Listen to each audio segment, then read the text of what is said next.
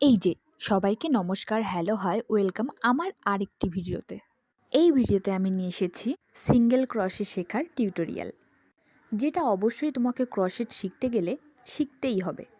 আরে ভাই, তুমি যদি সিঙ্গেল ক্রোশেই তৈরি না করতে পারো, তাহলে সুন্দর সুন্দর কিউট কিউট জিনিস তুমি তৈরি করা শিখবে কিভাবে?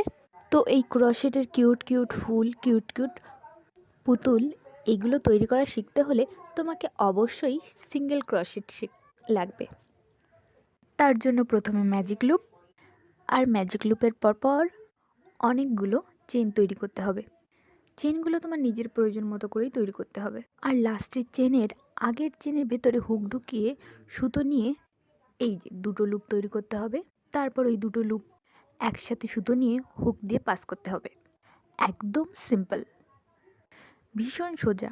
তোমরা তৈরি করবে, দেখবে মনে হবে আরে বাবা, এ তো জলের মতো সোজা। হয়তো আমার বোঝানোর ক্ষমতাটা অতটাও ভালো নয়। তোমরা আমার কথা শুনে বুঝতে না পারলেও হাতের কাজের দিকে ফোকাস করলে অবশ্যই বুঝতে পারবে যে আমি কীভাবেই পুরো সিঙ্গেল ক্রোশেটা করেছি। তো তুমি যদি সিঙ্গেল ক্রোশে শেষ করার পরে যদি আবার ওর উপর সিঙ্গেল ক্রোশে করতে চাও, তাহলে এইভাবে করতে হবে। ওই যে একটা সিঙ্গেল ক্রোশের উপরে যে চেন তৈরি হয়েছে, তার ভেতরে হুক ঢুকিয়ে সুতো টেনে দুটো লুপ, তারপরে আবার সুতো পাস করতে হবে। এইভাবেই পুরোটা করতে হবে।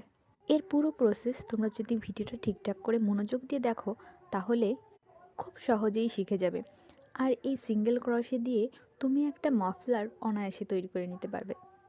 মাফলার, এটা তো সহজ কথায় মুখে চলে আসে।